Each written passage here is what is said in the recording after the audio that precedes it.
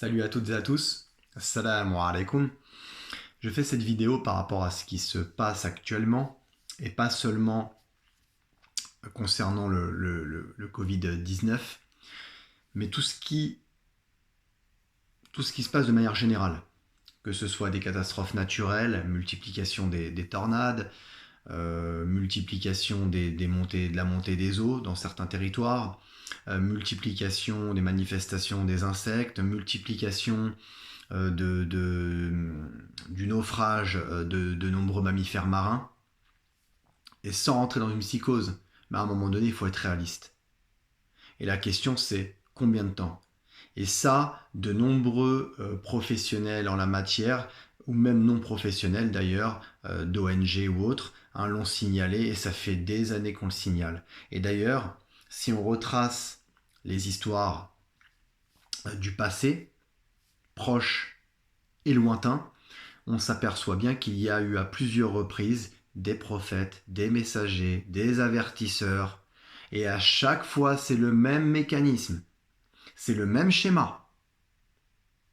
Que ce soit le peuple de Noé, que ce soit le peuple d'Abraham, paix sur eux et leur famille, que ce soit les peuples de Lot, que ce soit donc Babel, Sodome et Gomorre, la ville des Had, la ville des Samoud.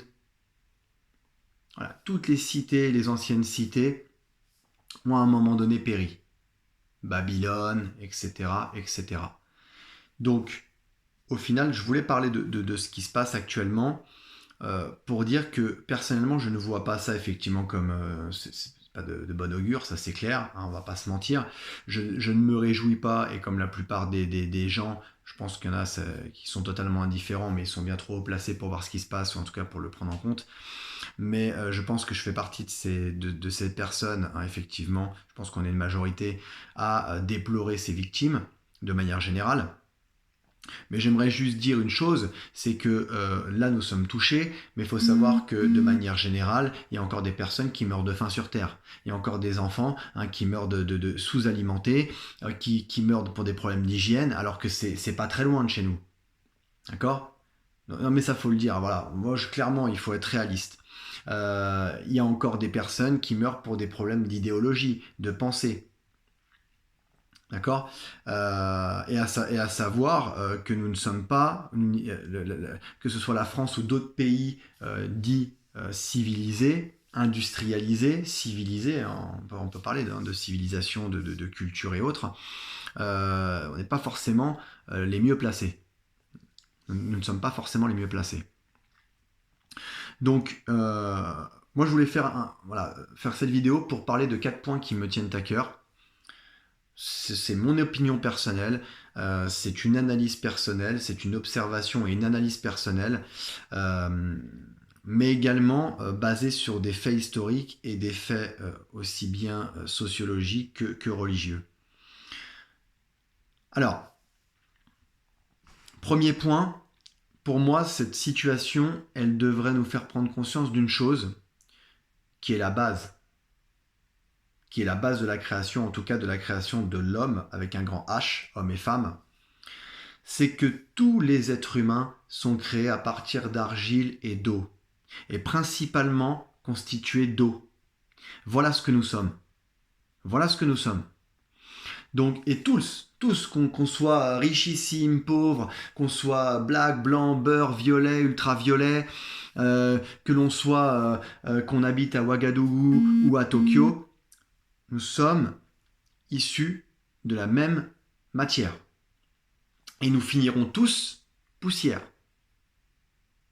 Et là, je parle corporellement, pour ceux qui sont vraiment terre à terre et qui ne croient pas en un paradis ou à l'éternité de l'âme. Mais il est clair et net que nous sommes tous, en tout cas, au niveau terrestre, nous sommes tous créés à partir de la même matière. Et même les hauts placés, quand bien même pour un Covid-19, parce que attends, je parlerai un peu de complot après, mais il ne faut pas se leurrer. Je suis quasiment sûr, et je ne pense pas être le seul, je suis quasiment sûr que ce vaccin existe déjà. D'accord? Par contre, il faut les moyens, il faudra les moyens, il faudra être dans les hautes sphères, effectivement, pour se le procurer. Même ceux qui sont dans les hautes sphères, de toute façon, n'auront pas besoin parce qu'ils se sont déjà camouflés. D'accord? Mais par contre, une chose est claire, c'est que là, c'est que le départ de plusieurs épreuves. Et d'ailleurs, dans des écrits, dans certains écrits, les écrits saints, il est dit qu'après certaines épidémies difficilement soignables, enfin avec une prophylaxie, eh bien viendront des catastrophes naturelles, etc., etc. Alors je ne suis pas là pour faire du catastrophisme, hein. C'est ce qui est écrit, après on n'y croit pas, mais quand on observe bien ce qui se passe autour de nous, moi je ne fais qu'observer après, hein. Je ne fais que comparer, lire, étudier et observer après derrière. Voilà. Donc, il est clair qu'on aura beau se cacher dans une forteresse, et même ces hommes-là qui pensent pouvoir tous payer, même des planètes, ils auront beau se cacher dans un bunker blindé en acier inoxydable, inattaquable, tout ce qu'on veut blindé, enfin bref, ou en titane, ils auront beau se cacher, quand la terre tremblera, il n'y a aucune forteresse qui tiendra. Et ça, c'est clair et net. Ça, c'est clair et net. Parce qu'on ne va pas faire un cours de géologie au niveau du noyau, de la fusion, du magma en fusion. Pour ceux qui ont fait un minimum de biologie, ils comprennent que cette puissance-là, elle vaut rien à côté de ce que la puissance humaine est capable de faire. Voilà. Alors, donc, j'espère que cette situation va calmer les ardeurs va calmer nos ardeurs, parce qu'on a tous des ardeurs, peu importe le niveau, il y a des personnes qui ont sont high level, hein, calmer les ardeurs et remettre les égos à plat. À plat. L'ego. Et justement, je vais rebondir sur le deuxième point. Donc, le deuxième point, c'est, pour moi, je vois ça comme une justice naturelle. Alors ça, c'est pour les non-croyants, mais certains diront naturelle. Une justice, c'est la terre qui se venge, ou enfin, peu importe, par rapport à ce qu'on lui inflige, et c'est vrai, ou une justice divine. Voilà. Alors pourquoi je parle de cette justice-là? Ben oui, parce qu'en fait, tout mauvais acte, toute mauvaise pensée, toute atrocité, toute immondice mérite sanction, tôt ou tard.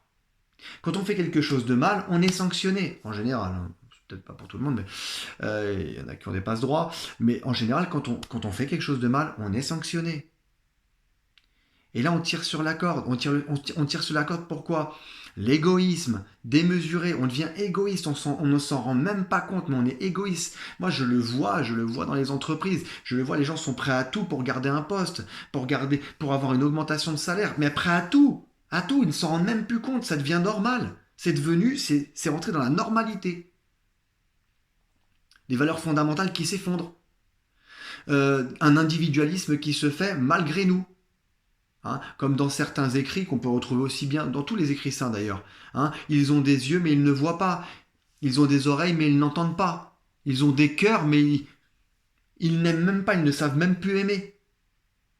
Il n'y a plus de patience, c'est l'amour consommateur. Hein, comme disait Balavoine, qu'est-ce qui pourrait sauver l'amour? Paix à son âme. Donc un individualisme démesuré, parce que pris dans une spirale capitaliste que pourtant nous critiquons, en tout cas que beaucoup critiquent, mais au final on agit de la même manière. On agit de la même manière, à notre petit niveau.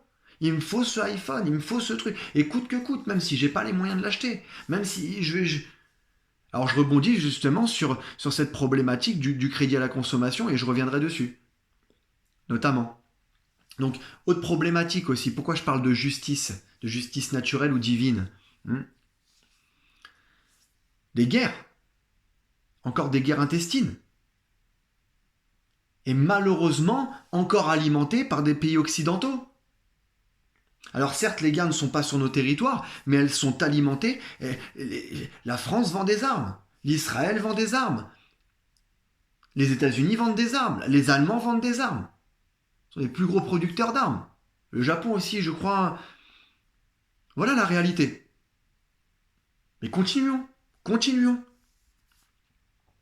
Pas de problème, c'est normal. C'est devenu normal. D'accord?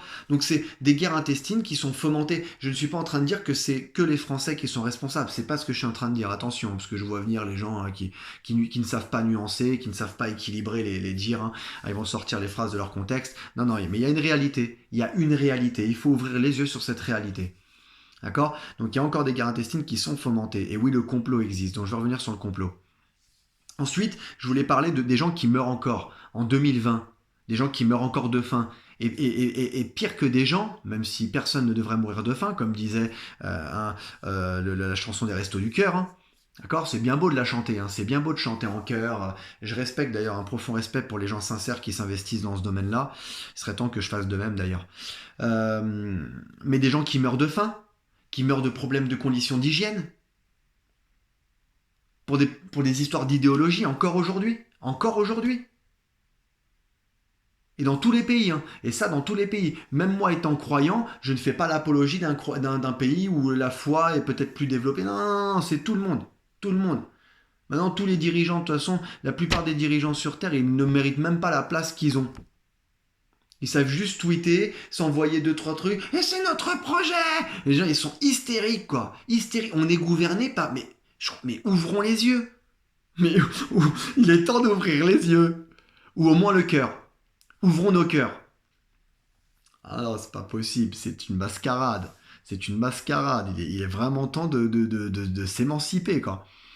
Ah ouais, là, je vous invite à lire des livres de George Orwell ou de Aldous Huxley, ou voilà, mais arrêtez de lire Émile Zola, ou arrêtez de lire, même si je crache pas sur Émile Zola, hein, loin de là, mais Émile Zola pareil, hein, faut connaître un peu l'histoire d'Émile Zola. Hein.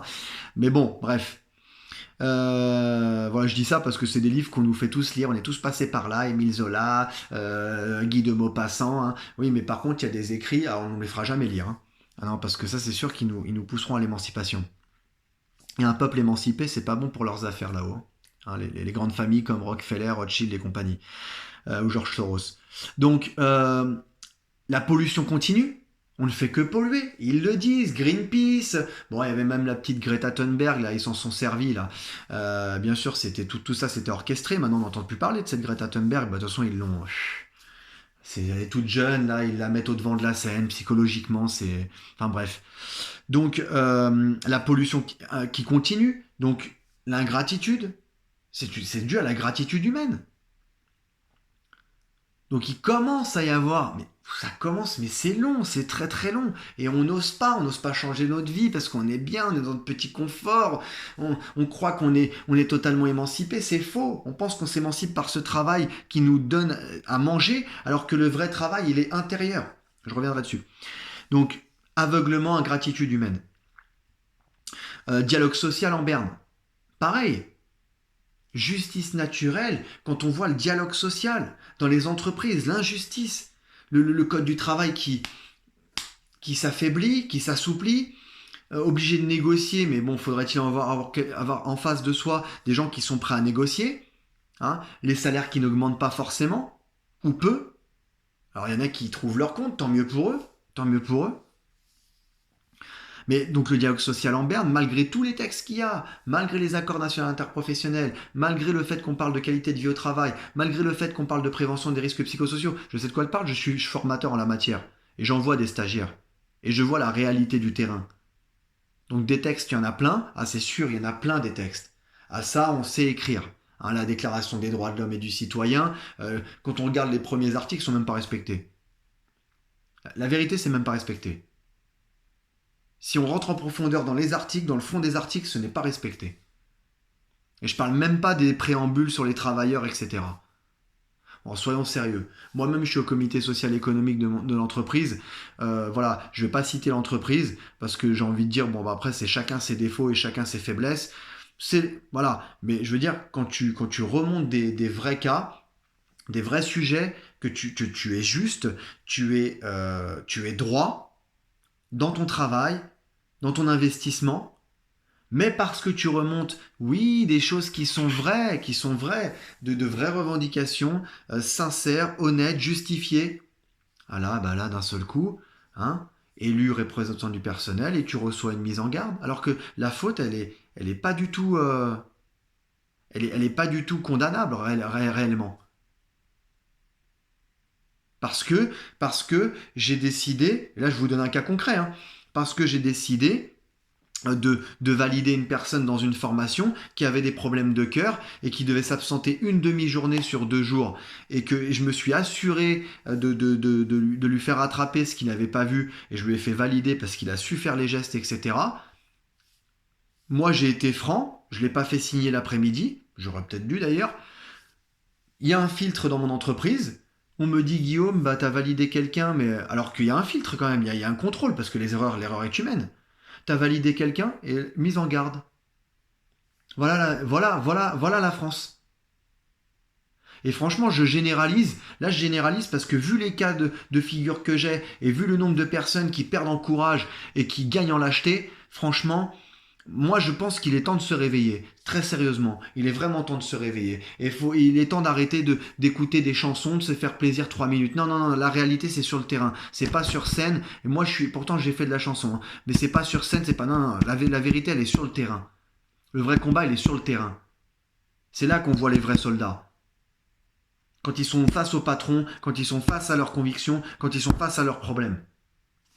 Voilà. Donc, assouplissement du code du travail, ils sont en train de tout casser de toute façon et ça se fait petit à petit. Ça se fera jamais du jour au lendemain. Jamais du jour au lendemain, c'est impossible. Là, ils auraient une rébellion claire et nette. Mais tout va venir petit à petit. Ensuite, perte de courage, donc ça je l'ai dit, il y a une perte de courage des hommes, ça c'est clair et net. Les hommes se sont affaiblis. Et ça, il y a un adage là-dessus. Hein. Quand il y a trop de confort, les hommes, ils s'endorment en fait. Ils s'endorment, ils deviennent laxistes. Ils sont endormis. Voilà. Donc voilà, donc je vous ai expliqué un cas concret qui me concerne directement. D'ailleurs, à ce sujet, j'ai même reçu un avertissement récemment. Voilà. Tout ça pourquoi ? Parce que je défends les droits des salariés. Voilà, c'est tout. J'ai rien fait de mal. Hein. J'ai pensé qu'en passant par la voie diplomatique, c'était possible, mais j'ai l'impression que c'est pas tout à fait possible. Les complots. Je voulais parler des complots, la justice contre le complot. Bien sûr qu'il y a des complots. Arrêtons de croire à la télé, ils nous disent non, il n'y a pas de complot, mais il y a toujours eu des complots. Ce serait bien qu'on ait pu demander, qu'on puisse demander plutôt à Jules César, hein, si on pouvait. Que Dieu me pardonne, mais un mort ne peut pas revenir. Mais voilà. Et Jules César, c'est un exemple. Des complots, il y en a plein. Hein. Il y a des espionnages, le KGB, la CIA, les renseignements généraux, hein, les RG. Il y en a plein. Arrêtons de faire comme si ça n'existait pas. Arrêtons, s'il vous plaît. Là, je peux pas entendre quelqu'un en théorie du complot. C'est pas possible qu'ils aient programmé ça. Ben si, c'est possible. Mais si, bien sûr qu'ils programment. Bien sûr qu'ils ont des stratégies. Bien sûr qu'ils se réunissent. Ils ont 30 ans devant nous. 30 ans devant nous. Et il est temps de se cultiver un petit peu là. Il va falloir se mettre à lire un peu là, d'aller chercher les sources, un minimum. Un minimum. Voilà. Ensuite, je voulais parler de l'apologie. Justice face à l'apologie qui est en train de se faire. L'apologie du mensonge. Du mensonge, où le mensonge devient normal. C'est-à-dire les menteurs aujourd'hui, deviennent véridiques. Et les véridiques sont pris pour des menteurs. C'est ça qui est assez hallucinant. C'est que tout s'inverse. L'illogique devient logique et le logique devient illogique. Donc énormément de démagogie. Il suffit de voir nos politiques actuelles. Mais soyons sérieux. Ouvrons vraiment les yeux. Apologie de l'impudicité. De l'impudicité. Il fut un temps, jamais on n'aurait cru. On était encore en train de se battre pour les robes ou les jupes. J'ai envie de dire, allez, pourquoi pas. Moi qui suis croyant, bon, j'ai une certaine pudeur. Voilà. Mais entre nous, là, ça y est, on est en train d'arriver à un stade où là, la limite, elle est en train de se dépasser. On n'aurait jamais pensé à ça il y a encore 20 ans. Là, je parle même pas d'il y a 100 ans, il y a 20 ans. Et maintenant, on voit des poum-poum shorts qu'on voyait à l'époque dans des clips. Ça restait artistique, c'était le côté un peu, sensuel. Bon, après, chacun pense ce qu'il veut. Mais là, c'est normal. Là, dans la rue, c'est normal. De voir une petite de 12-14 ans, c'est normal. Et tu vois des bouts de fesses, quoi. Donc bientôt, on aura des tangas en jean. Des tangas en jean, des tangas mais habillés. On va y arriver. On va y arriver, puisque ils disent non, c'est pas possible. Mais avant, on nous disait que c'était pas possible, les poum poum shorts. Mais là, c'est possible. On va y arriver, je vous le dis. Apologie de l'impudicité. La vente de la chair, consommation de la chair, matériel, chair. Matérialisation de l'être humain, de l'individu. Mais surtout pas la spiritualité.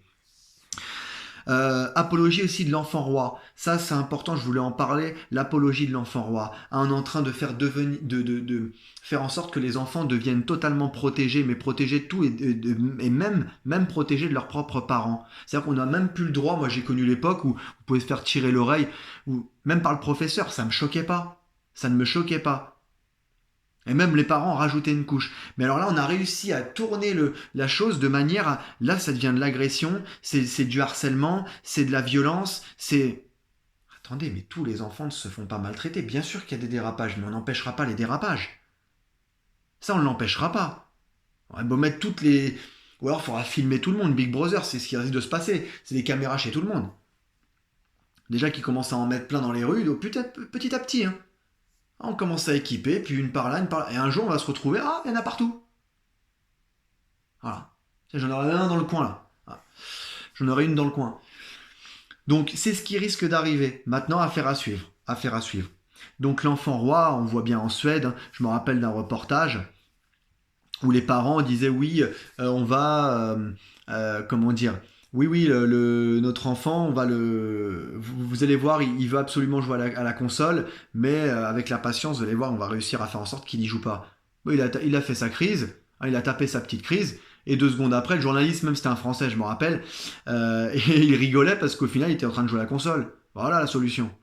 Ah, mais voilà, soyons sérieux un petit peu, franchement. Donc, apologie de l'enfant roi. D'ailleurs, dans 1984 de George Orwell, les enfants dénoncent leurs propres parents. Parce que les parents n'ont plus le temps de s'occuper des enfants comme tout le monde travaille la tête dans le guidon. Les enfants sont mis à disposition de l'éducation nationale, mais dans ce livre-là, l'éducation nationale a pris du poids, hein, et il y a un endoctrinement en fait de l'enfant. C'est pas moi qui l'écris, hein. Là, c'est George Orwell qui fait quand même partie des grands intellectuels, voilà. Et donc il a côtoyé des personnes haut placées. Alors, je dis ça, je dis rien. Apologie du crédit à la consommation. Alors ça, j'en parle aussi parce que le crédit à la consommation, il faut savoir que le crédit existe depuis quand même pas mal d'années. Alors l'histoire du crédit, je le connais pas, mais ça existe quand même depuis pas mal d'années. Ça date, hein, le crédit, ça c'est sûr, hein, ça a plus de 2000 ans, ça j'en suis sûr. Et les grands hommes, hein, les grands avertisseurs, prophètes, messagers, etc., l'ont toujours dit, l'ont toujours dit, l'ont toujours dit. Pas de crédit. Pas de crédit. Sauf que le problème, c'est que dans l'explication de la Torah, qui est le Talmud, il y a eu des dérives, d'accord. Et dans le Talmud, il est dit que effectivement la riba, ce qu'on appelle la riba ou le crédit est interdit. À la base, c'est interdit. Si on part de base divine, c'est interdit. C'est-à-dire que ce que tu vends à quelqu'un, si tu lui fais un prêt, tu lui fais un prêt sans intérêt. Voilà. D'accord, 0%. Sauf que dans le Talmud, ben, c'est toléré. Mais pas entre eux. Ça veut dire que le Talmud concerne les juifs, mais j'ai rien contre les juifs d'ailleurs, hein. Il y a des très très bons juifs, il y a des juifs qui ne suivent que la Torah. Mais le Talmud c'est un dérivé, c'est soi-disant une explication, hein. Par contre, le crédit est toléré, n'est pas toléré entre eux, mais par contre avec les goy, donc peu importe, hein, qui sont non juifs, oui c'est possible. Et là on a toutes les banques qui ont été créées. Les banques, alors là, elles ont développé le crédit à la consommation, la spéculation. Et d'ailleurs, la plupart des personnes, quand on parle de changement de vie, de changement de cadre, etc., la plupart des gens que je peux avoir dans mes formations, par exemple, me disent j'aimerais, mais je peux pas, j'ai le crédit, j'ai ci, j'ai ça. Voilà. Donc ça, c'était pour le deuxième point. Le troisième point, je vais faire plus court pour les 2 derniers points. Le troisième point, c'est l'hygiène. Ce qui m'a marqué, c'est le retour à l'hygiène. Parce que quand on voit qu'encore à l'heure actuelle, et ça je le sais, et je l'ai vu et je l'ai vécu, parce que moi je fais mes ablutions plusieurs fois par jour, donc c'est le fait de laver son esprit et son corps en même temps, d'une pierre deux coups. Mais au-delà de ça, qu'on soit croyant ou pas, les personnes ils se lavent même pas les mains. Ils se lavent même pas les mains. Il y a eu des infections nosocomiales, même des médecins ne se lavaient pas les mains. Les personnes, on est aux toilettes, on le voit, la personne a fait les grosses commissions, excusez-moi, mais il ne se lave pas les mains. Et il faut des situations comme celle-ci pour se rappeler que l'hygiène c'est primordial. Et après on vient casser, excusez-moi, mais je défends un peu l'islam, là pour le coup, j'en parlerai pas beaucoup, mais là j'en parle. On vient casser l'islam, sans connaître réellement l'histoire, hein, en partant sur des fous furieux qui au nom de, voilà. Et je dirais pas parce que c'est honteux de dire ça et de faire ces gestes-là derrière, hein, après de tuer des gens. et on vient casser, ah, c'est bizarre, on casse. Mais écoutez, moi je vais juste parler de l'hygiène. Révolution, c'était révolutionnaire à l'époque, en l'an 600 et quelques, alors qu'il y a à peine 150 ans, encore en France, mais même encore aujourd'hui, il y a des cochons. Des gens qui se lavent pas les mains, qui... Et là, oui, il faut se laver les mains, ah bah, non mais il n'y a pas de coronavirus, on n'attend pas un coronavirus ou un Covid-19 ou 18 ou 155 pour se laver les mains, on va avoir un minimum d'hygiène. Ils se lavaient à l'eau, tout à l'eau. Les parties intimes, tout était à l'eau déjà à l'époque. Alors qu'en France, on se maquillait, on était crasseux. Il y a encore 150 ans, 200 ans, même les bourgeois, étaient aussi crasseux que les manants qui n'avaient pas les moyens. Ils se mettaient du fond de teint et alors qu'ils étaient crasseux, c'était même pas lavé. Et on jetait ça dans la rue. Hein, soyons sérieux, hein, revenons un petit peu. Donc l'hygiène, hein. Le rappel à l'hygiène, ça c'est un beau message hein, quand même. Hein. Et l'eau qui purifie bien sûr. L'eau purifiante, hein, purificatrice, et peu importe son état, hein, que ce soit de la neige, de la glace, de l'eau, bon, à part de l'eau souillée hein, effectivement, ou qui a trop stagné, mais l'eau reste pure et purifiante. L'eau de pluie par exemple, bon maintenant de toute façon elles sont de plus en plus de pluie acide aussi. Et le quatrième point, qui est pour moi un des plus importants, c'est profiter de ce moment de confinement, voilà, peu importe, mais pour vous recentrer et nous recentrer, hein, profitons de ce moment-là pour nous recentrer sur nous-mêmes, sur notre fort intérieur, sur notre esprit, sur notre âme, sur notre spiritualité. Canalisons notre esprit, calmons-nous, revenons à l'essentiel, profitons de ce moment-là pour revenir à l'essentiel. Méditons, soyons en phase avec nous-mêmes. Libérons-nous de de ces carcans politiques, de ces carcans entrepreneuriales.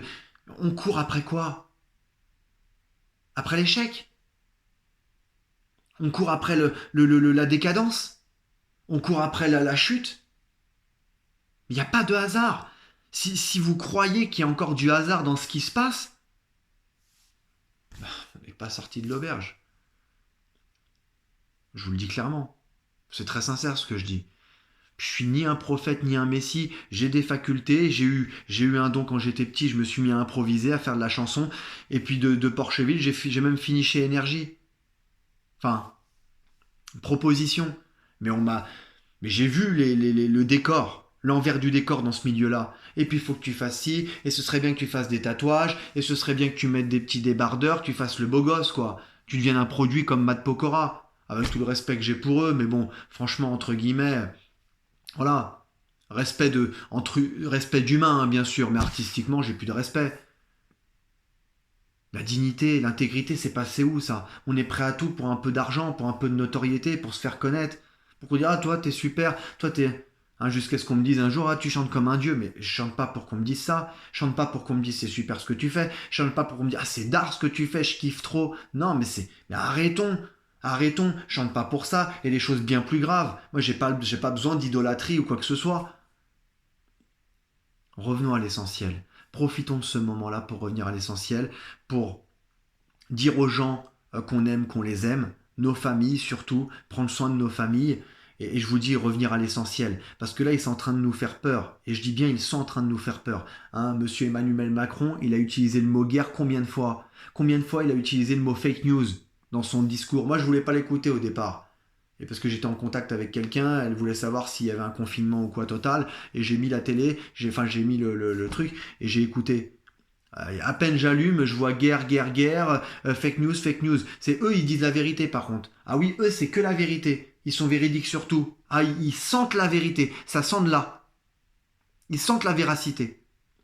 S'il vous plaît, profitez de ce moment-là pour vraiment vous canaliser, positiver malgré effectivement les conséquences que ça a pu avoir et que ça aura.